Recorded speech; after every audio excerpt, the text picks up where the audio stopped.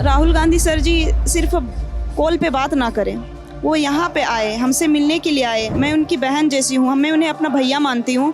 और यहाँ पे जितने भी अभ्यर्थी हैं सब भाई हैं, उनके बहन हैं। तो उन्हें इलाहाबाद जाने के लिए टाइम है, उन्हें देश और विदेश के दौरे करने के लिए टाइम है। लेकिन यहाँ झारखंड जो देश का अपना उसका राज्य है, ये देश के बच्चे हैं, तो क्या यहाँ आने के लिए उनके पास टाइम नहीं है? हम यहाँ पे भूखे प्यासे बैठे हुए हैं, फिर भी उन्हें फ़र्क नहीं पड़ रहा है। अगर मैं यहाँ पे और नमक ले लूँगी, तंदुरुस्त रहूँगी, तो वो तो मुझे लगता है कि और हमारी बातों को नहीं सुनेंगे। मुझे मरना मंजूर है, मैं अपने प्राणों की आहुति दे दूँगी। मैं बिना अपने हक को लिए, जो हमारे अधिकारों का हनन हुआ है, उस अधिकारों के लिए बिना यहाँ से नहीं जाऊँगी, चाहे जो भी हो जाए। मेरा नाम हबीबा है और आज अनशन पे बैठे हुए 5वां दिन हो गया है। 2 लेवल की बातचीत सरकार से हो गई है। क्या लग रहा है कि ये कब तक भूख हड़ताल पर आपको बैठना पड़ेगा? जी ये तो मुझे नहीं पता। ये सरकार का रवैया देख के तो मुझे नहीं लग रहा है कि ये हमारे साथ इंसाफ कर रही है। मैं देख रही हूँ कि सरकार हमें बुलाती तो है मिलने के लिए, लेकिन बस आश्वासन देती है और चीज़ों को संज्ञान में ले लेती है। और उन्होंने कहा है कि हम आपके लिए गंभीर हैं, विचार विमर्श करेंगे। अब देखना यह है कि वो किस प्रकार से, कितनी जल्दी हम लोगों को यहाँ पे विचार विमर्श करके देती है। लेकिन मुझे नहीं लग रहा कि यहाँ पे सारी चीज़ें जल्दी से हो रही है, क्योंकि जिस तरह से हम लोग यहाँ पे 15 दिन से यहाँ पे बैठे हुए हैं, क्या इतने दिनों से सरकार के पास बात नहीं गई हुई थी? या अनशन करने के बाद उनके कानों तक खबर गई है? और अनशन करने के बाद अगर उनके कानों में खबर गई है, तो क्या वो बस सहानुभूति जता रहे हैं हमारे साथ? तो हमें सहानुभूति नहीं चाहिए, हमें इंसाफ चाहिए, न्याय चाहिए। आपकी बात, जब आपने बात उठाई थी, वो पूरे देश ने सुनी और फिर हमने देखा राहुल गांधी ने एक वीडियो भी बनाया, उसके बाद कॉल भी किया। अब क्या आप चाहते हैं? जी मैं चाहती हूँ कि राहुल गांधी सर जी सिर्फ कॉल पे बात ना करें, वो यहाँ पे आए, हमसे मिलने के लिए आए। मैं उनकी बहन जैसी हूँ, मैं उन्हें अपना भैया मानती हूँ। और यहाँ पे जितने भी अभ्यर्थी हैं सब भाई हैं, उनके बहन हैं, तो वो यहाँ क्यों नहीं आ सकते?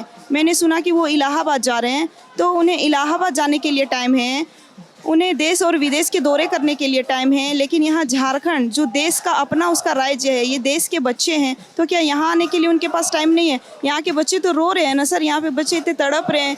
इवन देन जब वो आपको बुला रहे हैं यहाँ पे, इतना वो आपको मानते हैं, इवन देन आप नहीं आ रहे हैं, तो यहाँ के बच्चे कितने हताश हैं, कितने निराश हैं। ये मैं राहुल गांधी सर जी से कहना चाहूँगी कि प्लीज़ आप यहाँ पे आइए। हम सारे बच्चे आपका बेसब्री से इंतज़ार कर रहे हैं। आपकी सरकार है, आपकी गठबंधन की सरकार है। हम चाहते हैं कि आप हमारे लिए न्याय करें, आप अपनी अकाउंटेबिलिटी तय करें, क्योंकि सारी अकाउंटेबिलिटी है जो है ना, आप ही को जाती है, उन्हीं को जाती है। प्रधानमंत्री से अपील करना चाहेंगे, क्योंकि वो तो देश के प्रधानमंत्री हैं, किसी एक राज्य में हैं, तो क्या प्रधानमंत्री को कुछ कहना चाहिए, मुख्यमंत्री को? जी कहना चाहूँगी प्रधानमंत्री जी से भी कि ये देश जो है, इस राज्य जो झारखंड राज्य है मेरा, इस राज्य के सभी बच्चे हमारे देश के बच्चे हैं। कोई अलग नहीं है यहाँ पे, ना यहाँ पे किसी जाति धर्म का कोई भेदभाव है। यहाँ पे सब अभ्यर्थी एक साथ होकर के जुटे हुए हैं, ना हिंदू मुस्लिम किसी तरह का भेदभाव नहीं है। तो उन्हें भी चाहिए कि एक इंसानियत के नाते भी वो हमारे बारे में सुने। अगर वो सत्ता में बैठ करके इस तरह की बातें करेंगे, हमारे बारे में नहीं सोचेंगे, तो ये बहुत ही दुर्भाग्य की बात है। वो सबसे ऊंचे पद पे बैठे हुए हैं हमारे प्रधानमंत्री जी, और उन्हें चाहिए कि हमारे हक में फैसला करें। जो कुछ भी उनसे हो पा रहा है करना चाहिए। एक आखिरी सवाल है, हंगर स्ट्राइक पर आप बैठे, मुझे अभी लोगों ने बताया कि आप सिर्फ पानी पी रही हैं, जबकि हंगर स्ट्राइक का नियम है कि आप नमक और पानी ले सकते हैं, क्योंकि हाइड्रेशन बहुत ज़रूरी है। जी बिल्कुल सादा पानी ले रही हूँ मैं अभी। किसी फॉर्म में नमक नहीं ले रही? नहीं, नमक नहीं लिया है, लेकिन डॉक्टर ने सजेस्ट किया था कि नमक ले लेना, क्योंकि वो जब चेकअप करने के लिए आए थे तो मेरा बीपी लो भी हुआ था और प्लेटलेट्स भी कम हो गए थे, 74 शायद कुछ बताए थे वो लोग। तो उन्होंने इंसिस्ट किया मुझे नमक लेने के लिए, बट मैंने नहीं किया है, क्योंकि मैं अभी सरकार के विरुद्ध लड़ रही हूँ और वो सुन ही नहीं रहे हमारी बात को। हम यहाँ पे भूखे प्यासे बैठे हुए हैं, फिर भी उन्हें फ़र्क नहीं पड़ रहा है। अगर मैं यहाँ पे और नमक ले लूँगी, तंदुरुस्त रहूँगी, तो वो तो मुझे लगता है कि और हमारी बातों को नहीं सुनेंगे। मुझे मरना मंजूर है, मैं अपने प्राणों की आहुति दे दूँगी, लेकिन मैं बिना अपने हक को लिए, जो हमारे अधिकारों का हनन हुआ है, उस अधिकारों के लिए बिना यहाँ से नहीं जाऊँगी, चाहे जो भी हो जाए। हम चाहेंगे हबीबा आप अपना ख्याल रखिए। रांची प्रोटेस्ट में जो 4 स्टूडेंट्स हंगर स्ट्राइक पर बैठे हैं, उसमें पहला नाम हबीबा का है, दूसरी सविता हैं इसके अलावा रुपेश हैं और चौथे जो साथी हैं वो राहुल हैं, जिनको फिलहाल आईसीयू में एडमिट कर दिया गया क्योंकि तबीयत उनकी ज़्यादा बिगड़ गई थी।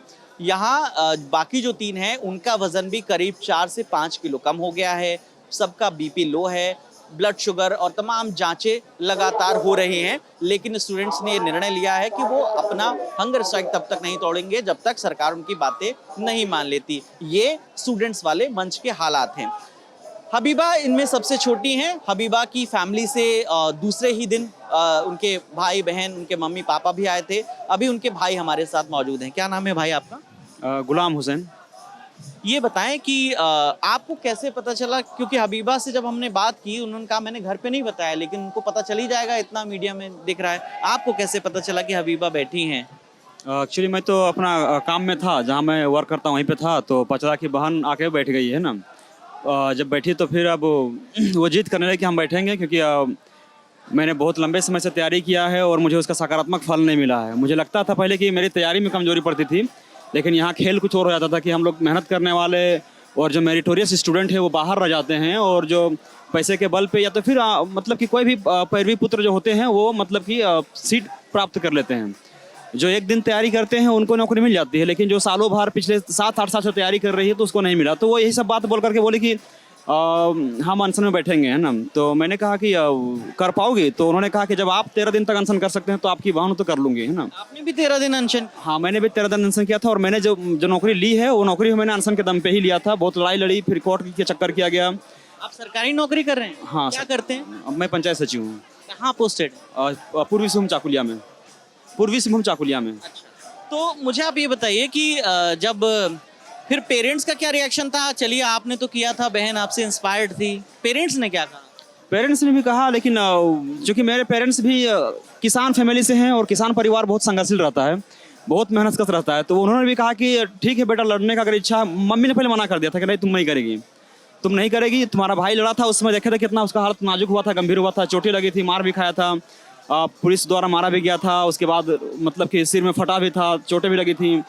तो वो सब देख करके मम्मी इमोशनली मतलब कि इस चीज़ के लिए एक्सेप्ट नहीं की। तो मम्मी को नहीं बताया गया कि अमरन से बैठी हुई है। मैंने कहा नहीं बैठेगी।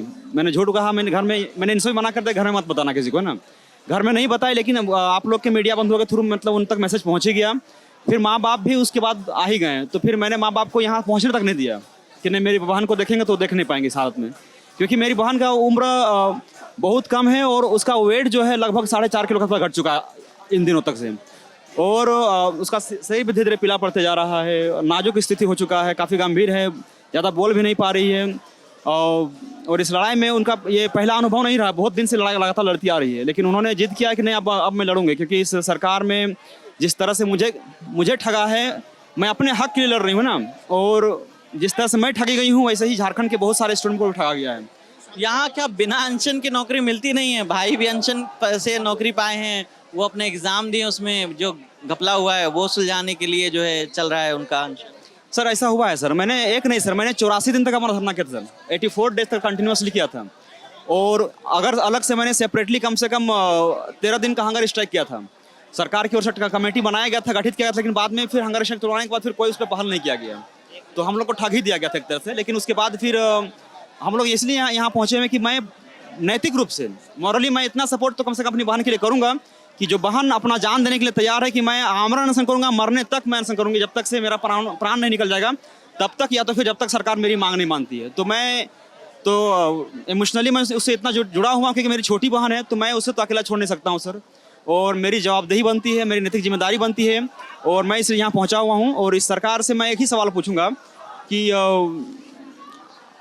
आप कि जो बेटियां यहाँ पे, आप जो सरकार जो यहाँ की बेटियों के लिए, यहाँ की बहनों के लिए आप एक से एक योजना निकालते हैं, उन्हें योजना की ज़रूरत नहीं है। हमने भी दिया है, मैया सम्मान योजना की राशि मैंने भी बहुत लोग को बंटवाया, मैं उसी काम में लगा हुआ था। तो वो राशि पाने के बाद वाकई महिला लोग बहुत खुश होती है, लेकिन अगर ऐसी बेटियों को वह सम्मान मिलेगी ना, तो ऐसी बेटियाँ विकलांग हो जाती है।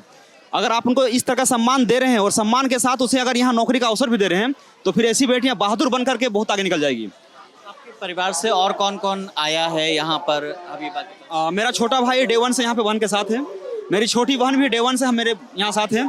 मेरी छोटी बहन भी हंगर स्ट्राइक जीत की थी, लेकिन मैंने कहा दो बहन अगर बैठोगे तो फिर इसका ख्याल कौन रख पाएगा, इसलिए एक बहन बैठो, एक उसका ख्याल रखेगी। तो डे 1 से हम लोग सब यहाँ पे हैं। माँ पिताजी भी आए थे तो उन लोग को वापस भेज दिया गया है, और दोनों बहन यहाँ पे बैठी हुई है, और छोटा भाई भी पीछे वहाँ नीचे बैठ करके हंगर मतलब कि हड़ताल कर रहा है, प्रदर्शन कर रहा है, और लगातार सरकार से अपनी। और सर मैं बता रहा हूँ सर कि इस जेएमएम गवर्नमेंट की सर सबसे अच्छी बात और खासियत बात यह है सर, मैं जिस बूथ से बिलोंग करता हूँ सर, जहाँ से मैंने सरकार को वोट दिया था सर, ये मेरी बहन बोलती है और रोती है सर कि मैंने इस सरकार को चुना था, उसकी मुझे ये सज़ा मिल रही है। मेरा पहला वोट, मुझे बहुत गर्व था कि मैंने पहला वोट अपना अबुआ सरकार को दिया, लेकिन इस अबुआ सरकार का पहला वोट मैंने दिया, लेकिन मुझे आज तकलीफ हो रहा है और मैं अपने आप को पनिश कर रही हूँ कि मैंने क्यों उनको वोट दिया, इसलिए वो हंगर स्ट्राइक बैठी हुई है। और सर मैं जिस बूथ से आता हूँ सर, उस बूथ से सर 99% सर हेमंत सरकार जेएमएम को ही वोट गया है बूथ से। मतलब कि टोटल 941 वोट थे, उसमें से केवल 1 जेएलकेएम को गया था और 3 गया था आसू को, और टोटल गया था जेएमएम को। तो ये हबीबा के भाई जिनका आप सुन रहे थे, हबीबा के परिवार से 3 लोग यहाँ पर मौजूद हैं, और बाकी लोगों के भी परिवार आ रहे हैं, जा रहे हैं। हबीबा बोकारो की रहने वाली हैं, और उन्होंने साफ तौर पर कहा है कि जब तक उनकी मांगें पूरी नहीं होती वो यहाँ से नहीं हटने वाली हैं, भले ही ये अनशन हंगर स्ट्राइक कितने दिन भी चले। ग्राउंड जीरो से हम हर अपडेट आप तक पहुँचा रहे हैं। कैमरे के पीछे मेरे साथी हेमराज हैं, मेरा नाम विकास वर्मा है। आप लल्लन टॉप देखते रहिए, शुक्रिया।